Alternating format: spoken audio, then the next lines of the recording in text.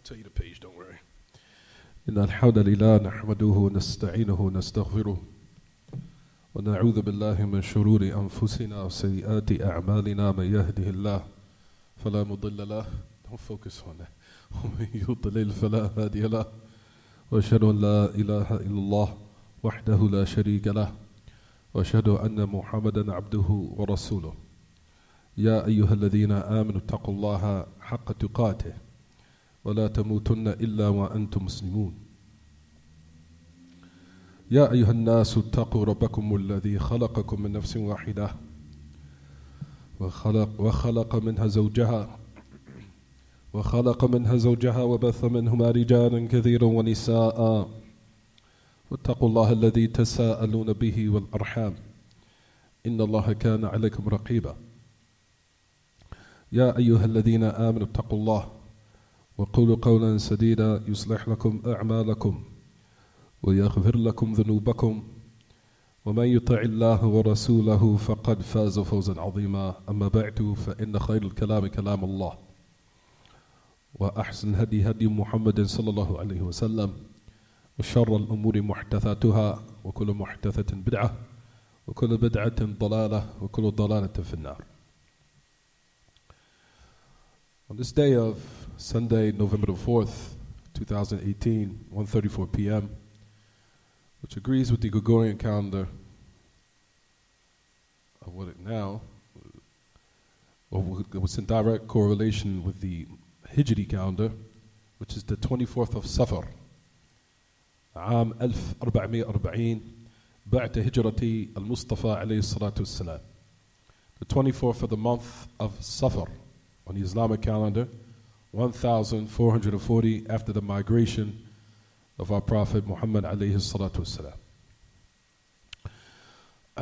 We continue in the Surah Thalatha, and we stopped at the principle, just to continue where we started off. It says, and that is what Allah has commanded all of the creation with. So look in your books, and that's where we left off. That He created them for it.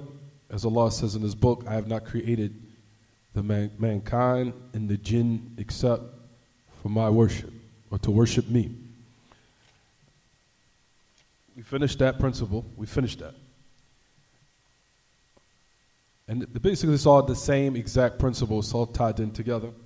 Then we covered, if everyone looks in their book, وَأَعْظُمَ أَمْرَ اللَّهُ بَهْ التَّوْحِيدِ وَإِفْرَادُ اللَّهِ بِالْعِبَادَةِ. He said the most magnificent that Allah has commanded is monotheism. He says, and it is singling out Allah and His worship. Hand me your book. Hand me your book, son. I ain't say cover. I ain't have to close it.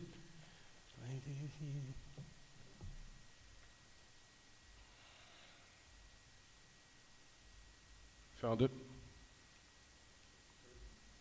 Mm-hmm. Here it is. Right, here you go, right here. Just follow along. There you go. So the greatest of what Allah has commanded is monotheism, which is to single out Allah subhanahu wa ta'ala in His worship. That's where we stopped at last lesson, right, everyone? Am I right or wrong? Are the sisters with me? Okay. Right. We talked about how Tawheed, Al-Rububiyyah, Wal-Uluhiyyah, Wal-Asma' Wal-Sifat. These are the categories of monotheism, in which is incumbent upon everyone to know. And that is, like we said, these are the fundamentals. For lack of better words, if you want to say what was considered with us the ABCs. These are the fundamentals that you'll find that a lot of Muslims are very ignorant of. The mere fundamentals. And that's why they fall into what they fall into of different types of mukhalafat, or affairs that are in opposition to what is correct, because of their lack of knowledge in these fundamentals. We said, if you notice in the principle, what did it say, everyone? The greatest and magnificent of what Allah has commanded is monotheism, which is unification of Allah and His worship, right, everyone? Then He says, and what is the meaning of Tawheed? If you look in the book, it says the meaning of Tawheed is, the meaning of monotheism is Allah being singled out in worship. Allah being singled out in worship, which is ifrad Allah bil ibadah.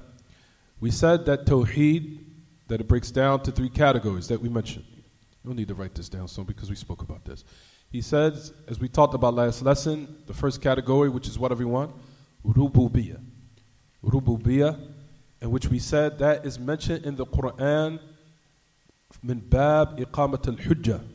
Is mentioned in the Quran in order to establish the proofs against the people that Allah is the one that deserves to be worshipped. And we said that the meaning of rububiyyah is what, everyone? Is lordship, right?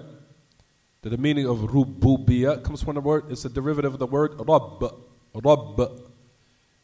So they made a category out of it and said rububiyyah, because it's a derivative of the word Rabb, which means, what we say, everyone? It means lordship, right, everyone? Like, what did we say rububiyyah meant? We said that it is Allah being singled out with His actions, like we mentioned and said, or affairs that He is particularized with, or He is specified with only. Like we just mentioned, we gave examples of that, such as what? Such as Him being the owner of everything, Him being the sustainer, Him being the creator, Him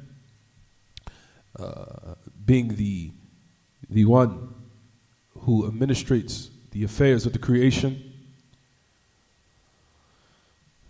That Allah Ta'ala, He's singled out in these actions and in these matters only. We gave numerous examples of this in the Quran. As we said, keep in mind, brothers and sisters, all the time that I said rububiyyah is mentioned in the Quran from what they call in the Arabic language min bab iqamat al-hujjah al-khalq annahu huwa alladhi yastahiqu al-ibadah wahdahu. That Allah Ta'ala mentions rububiyyah in the Quran min bab iqamat al-hujjah, in order to establish the proofs against the creation that He deserves to be worshipped, which is the second category, right? Did we mention that, right? We mentioned last week, for the past couple of weeks in the classes, we said that rububiyyah is so many ayat in the book of Allah that you'll find that Allah mentions about His rububiyyah. So many, it can't be counted. So many. It cannot be counted, enumerated of examples, as we mentioned. Like we said last class, you don't have to write this down. You don't have to write this down, because we mentioned this last class.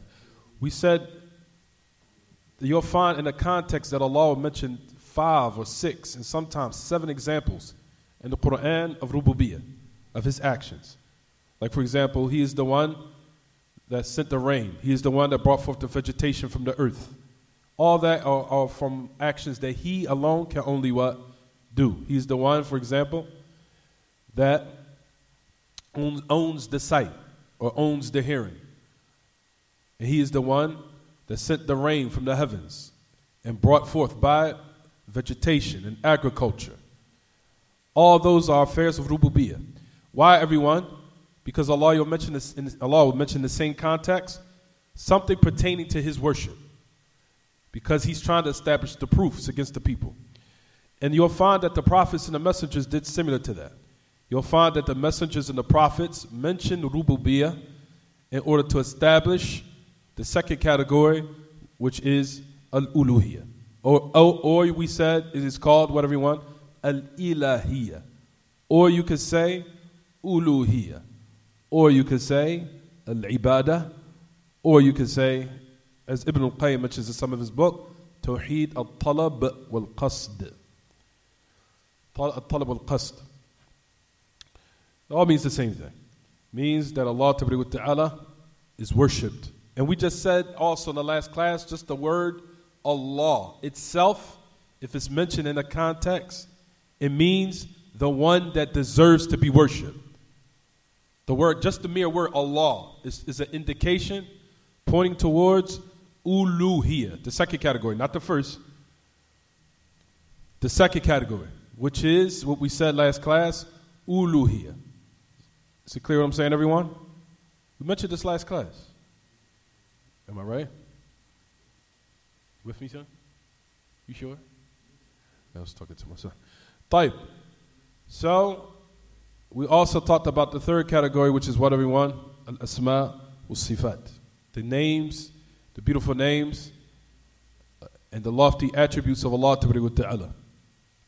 When the perfect you could say the beautiful names and the perfect attributes of Allah. That's the third category of Tawheed.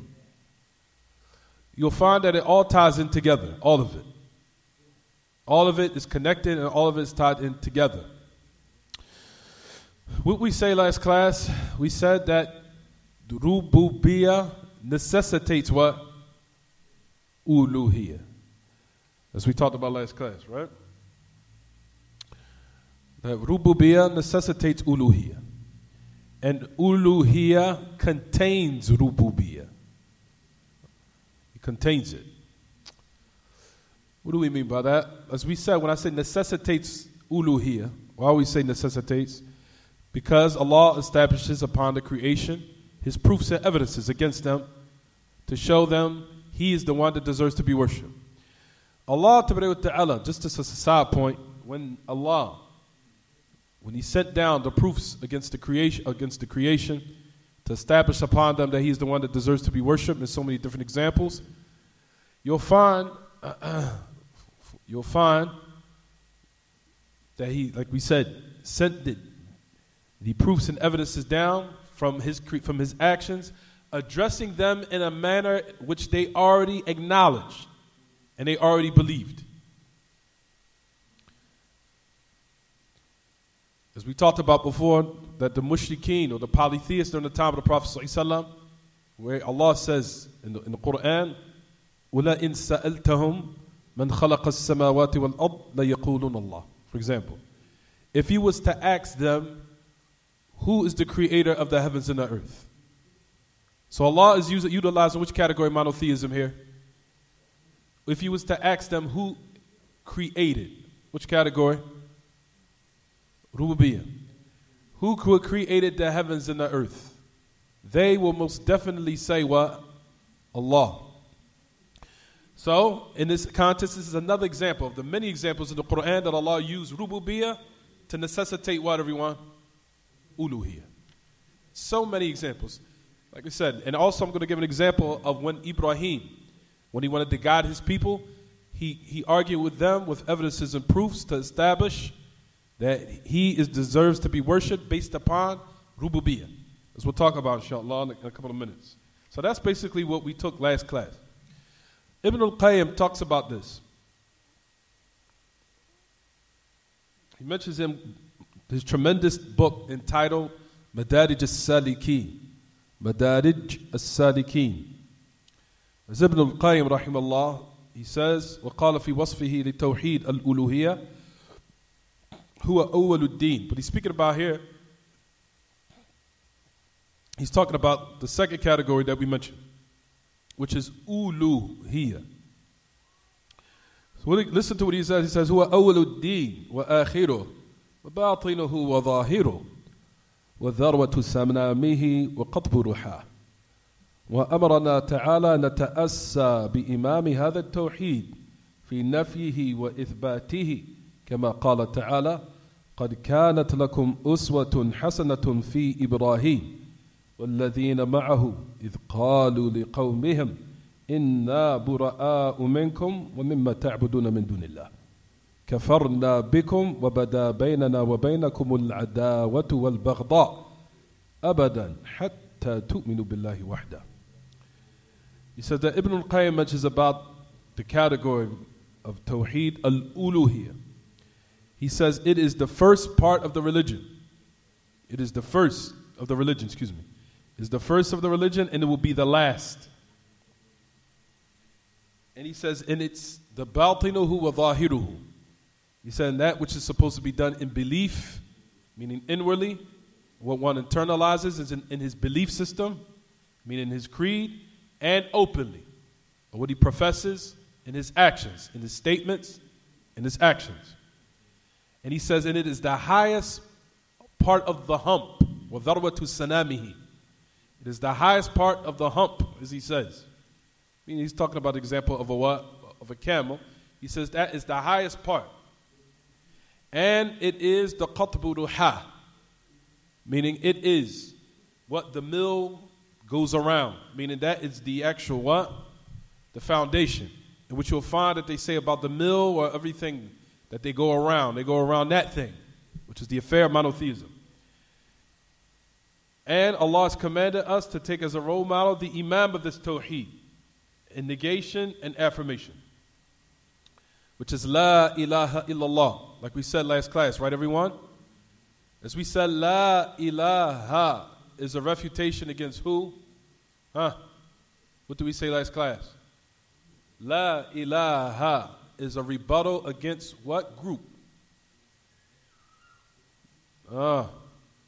It is a rebuttal against which group? Which one? You reversed it. La ilaha. There's no deity worthy of worship. It's a refutation against the polytheists. Illallah, except Allah. It's a refutation against who? The atheists. You guys have to know this like you know your name. What I'm saying to you now, your whole validity of your religion is based upon saying La ilaha illallah. That's what enters everyone in the fold of Islam, right everyone? When you utter that word, you have to know what it means and what it necessitates, and also the conditions and who it is refuting. Because the mere testification of La ilaha illallah in it is a refutation. You have to know that. It's a refutation against the polytheists. When you say La ilaha, there's no deity worthy of worship. That is a rebuttal against who, everyone? The polytheists. Not the disbelievers, but specifically who? The polytheists. As we're going to talk about, inshallah, how the polytheists are more deeper in their disbelief than the Christians and the Jews. You understand? Why? As we'll talk about, inshallah, because even though they're upon disbelief from the Christians and the people of the book, but still, certain affairs are still halal, generally, such as their meat and such as marrying their women. Is it clear? Am I right or wrong? With the conditions. I want to mention that generally, then brothers listening online say, yes, no. There's conditions to that. So you want to end up marrying a woman with a weave and a cross that curses and uses profanity and eats pork all day, and she fornicates to the end of it, thinking that she's a woman of the book that's halal for me to marry. We'll talk about that later. But we're talking about generally. The general hukum, if it was applied correctly, we know that Jews and Christians, it's permissible for us to eat their what? Their meat, and it's permissible to marry their women, generally. Like I said, with the conditions, we'll talk about that later. But however, the mushrikeen, is it permissible to eat their meat? Is it permissible to marry their women? Absolutely not. So that shows that the mushrikeen are more deeper in what? In their kufr than the Jews and Christians. You understand? They're akfar minhum. Akfar. Alif, kaf, fa, ra. Akfar minhum. طيب. So when you say none has the right to be worshipped, you want to write this down if you can, if you want. None has the right to be worshipped is a refutation against the polytheists. And when you say illallah, except Allah, is a refutation against the atheists. So there's no one left of deity worthy of worship in truth except who, everyone? Allah. Tabaraka wa ta'ala. So you removed all that which is false deities of worship, and you also refuted the ideologies of those who reject the existence of Allah. You refuted all of them.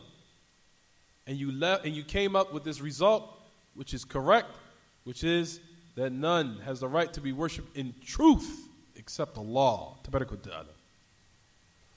طيب. Ibn al-Qayyim says in Madarij al-Salikin, this tremendous treatise, You'll find, now listen, I want everyone to listen to this. You'll find that when Ibrahim, Khalil ar-Rahman, came to his people, and when he wanted to show them and teach them that Allah deserves to be worshipped, he came with the category of what, everyone? Rububiyyah. He came with the category of Rububiyyah when he argued with them. And when he what? And when he wanted to teach them what was correct. Listen to the ayah. It says,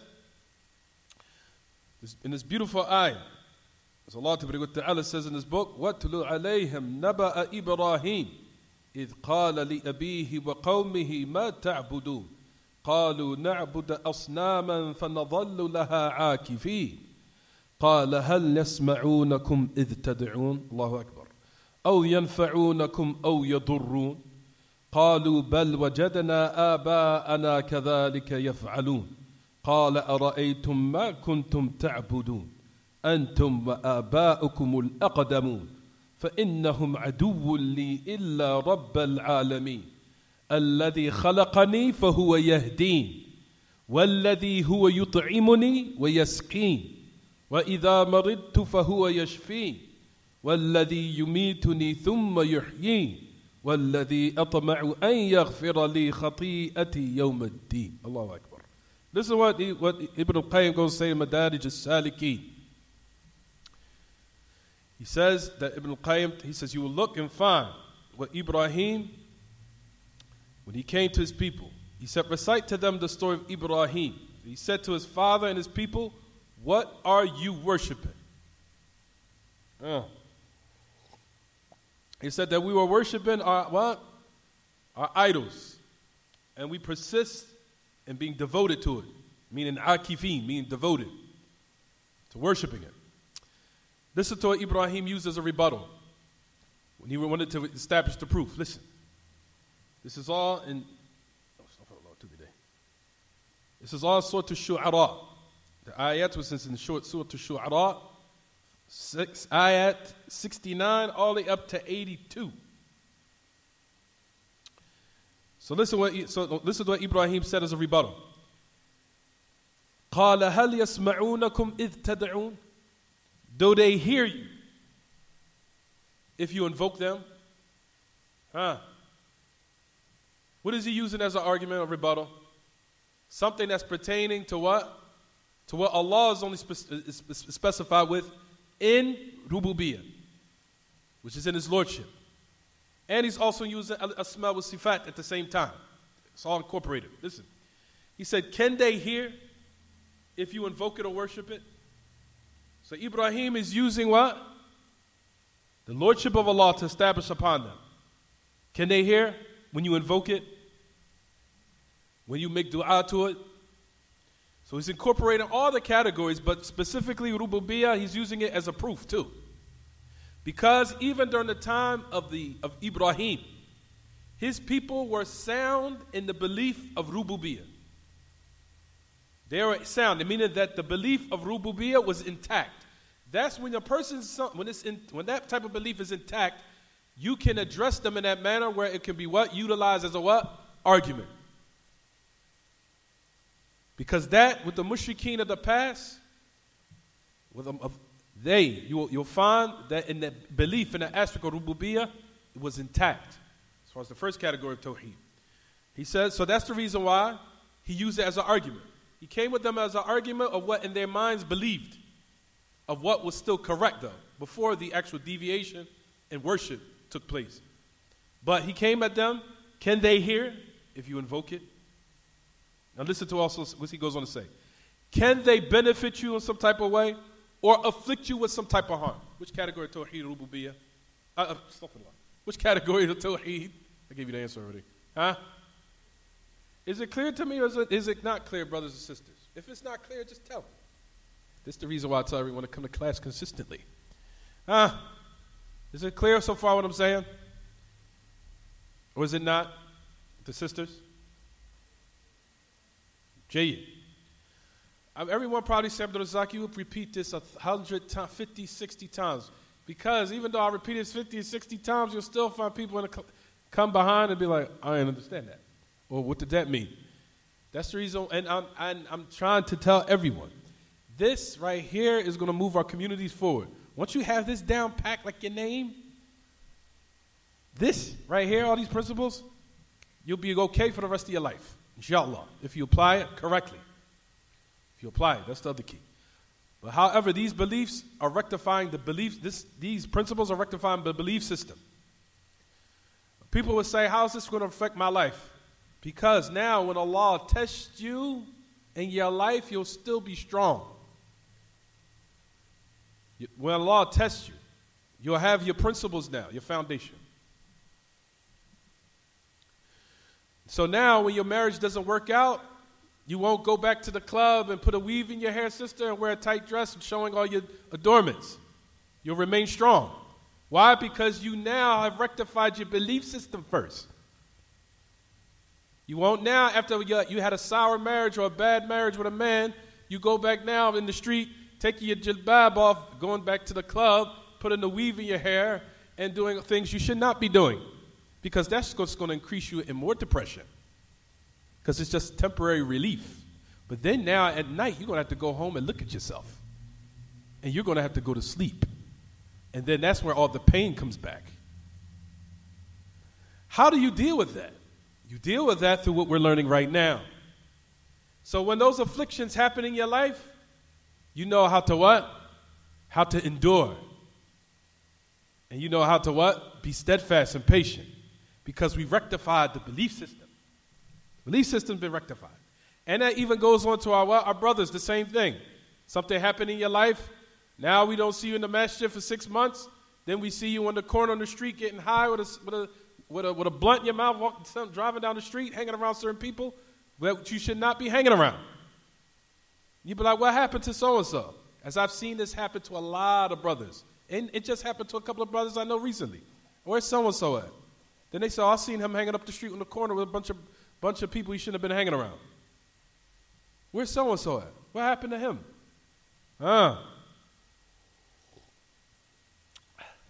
Is it clear what I'm saying so far? طيب. So notice that Ibrahim used as an argument what, everyone?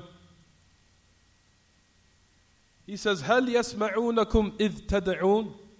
He said, do they hear you if you invoke them? So he's using rububiyyah here. So then it says, can they benefit you or harm you?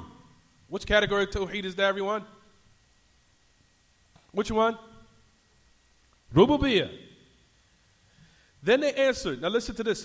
So here's another evidence that they're arguing with what? Ibrahim. They're trying to say, rather we found our forefathers upon this, upon doing this. قَالُوا بَلْ وَجَدْنَا آبَاءَنَا كَذَلِكَ يَفْعَلُونَ. So then Ibrahim says, now he's doing another argument. قَالَ أَرَأَيْتُمْ مَا تَعْبُدُونَ أَنْتُمْ وَآبَاؤُكُمُ الْأَقْدَمُونَ. He says, do you not see what you worship? You and your fathers of old. Now listen to what he says. Verily they are enemies of me. Listen everyone. Verily they are enemies of me except Rabbul Alameen. So not only that, Ibrahim also actualized the principle which is called wala wal bara, which is having allegiance to Allah and those who love Allah, and disallegiance to who? To the enemies of Allah, which are the idols, and those who are the enemies of Allah from its worshippers, meaning of those idols. So you notice that Ibrahim, what? He carried this out and actualized it. Then he goes and he says, they are my enemies of me except Rabbul Alameen. Then he goes on to listen to the last part, everyone. The one that created me and he will guide me. Which category? The one that feeds me and gives me drink. Which category?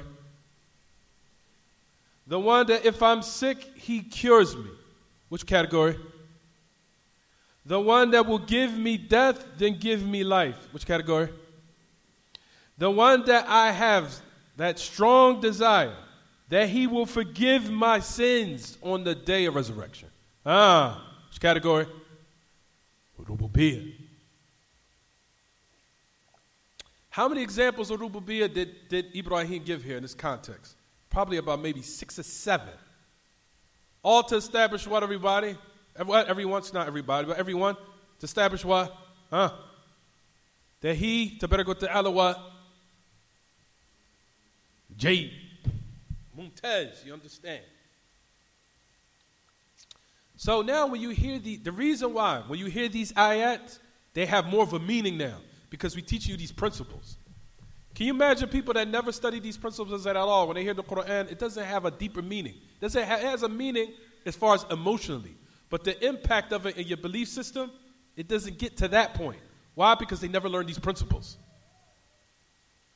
As far as, you'll find people, they say, oh, the Quran sounds so beautiful. Yeah, no. It just isn't supposed to sound beautiful. It's also supposed to penetrate your belief system and affect it. So, but the only way it will reach that level unless you learn what? These principles first. So you can imagine 20 years of Muslims that never learn these principles, and they hear these ayat, and they be like, oh yeah, it sounds beautiful. But you're still out in the street saying things and doing things that is opposition against it. Why? Because you never learned these principles. Is it clear what I'm saying, everyone? Jay.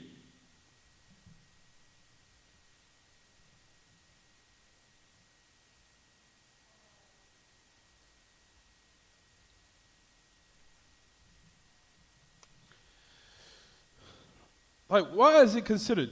Matter of fact, we'll keep going because I want to keep it summarized. Whoa, I have to stop already. All right, just put a note, everyone. We'll start exactly at 1 o'clock next week, exactly. I was on time today. I left out my house at 12 o'clock. I got caught up in traffic, and I was on time, and I still got here a little late. But put a note on this, brothers and sisters. But the next class is going to be a little bit more lengthy today. Bulugh al-Maram is going to be very long today. Well, I have some stuff to tell you guys today. But as far as this, we'll put a mark on this to stop, all right? Any questions about the lesson? Once, inshallah, you have all these down packed, you'll see the difference and the impact it has in your life. You'll see it. You'll see it, inshallah. You'll see the progress of the community move forward as far as knowledge. You'll see the turn for the community. Because I know everyone around us are being affected by what's going on. All of us. All of us has an impact what's going on around us. We see more youth being killed. It happens in Philadelphia every day. Another youth just got killed this morning. Another young boy, African American, got shot to death. Another one. And the day before, somebody else got shot, murdered. And that's just in one city. Can you imagine all the other cities? What's going on? To the point where a Hebrew Israelite guy came here to the masjid about a month ago, and he said that they wanted me to come down there, and I don't know if they wanted me to do a dialogue, or a Christian dialogue, or unification, religious dialogue. They wanted me to speak. You know why he said it? He said because all of our youth are being killed, and he said we don't have any answers. We don't have any answers. He said everybody's complaining now. The Christians are complaining. Even the Hebrew Israelites are complaining now too. I was like, wow. I said, so you guys don't have any answers. He said, well, what about, he said, now we're asking the Muslims if they could come down and ask and speak to the youth. I said, the only way I'll come down there is to say because since you're asking me to ask me to come down there, then you got to realize when somebody invites you, you are now have the upper hand. Because I didn't say I wanted to come. So if that's the case, if I come, then everyone has to hear me speak. But I don't have to hear what everyone else has to say. You understand? You will have to hear me speak because you invited me. So I want to speak and I want to leave. But that's only for me, not for you guys. Is it clear what I'm saying? So after that, he left. He never came back. But the point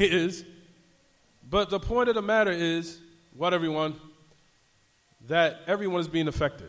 And everyone is looking for answers and progress in their communities. Like I told you, the only time I've seen actual progress in communities is when I finish these books. When I finish these books with sincerity and with with ikhlas and sincerity, and the people coming out to learn, and they finish these books, I started seeing the change in the community. I started seeing it. And I've seen more people come to Islam to the point where even the part of West Philadelphia, Southwest Philadelphia, still has the impact of the work we put in. Still, that impact is still there. I still see it. Even though the Muslims, generally are coming to Islam, the religion has grown more and strong, not stronger as far as Salafiyya, but Islam generally. But Salafiyya is something different. But as far as Salafiyya, that's something exclusive for only certain people. Because Allah only guides people to Salafiyya. That is a great ni'mah. That's the greatest ni'mah. Not only just to be Muslim, but to be Salafiyya is a greater ni'mah. But at any rate, that's the greatest of ni'mahs. But at any rate, you still find the impact of communities that will start from there. You rectify the belief system of our kids and our youth, and that's what will bring progress. And you'll see the change in our lives. That's the reason why I focus on this so much. Because that is what's going to rectify the societies in the world. This is not just on a local caliber. Rather, it's on something global. You understand, everyone? We'll stop here, inshallah. Any questions about the lessons?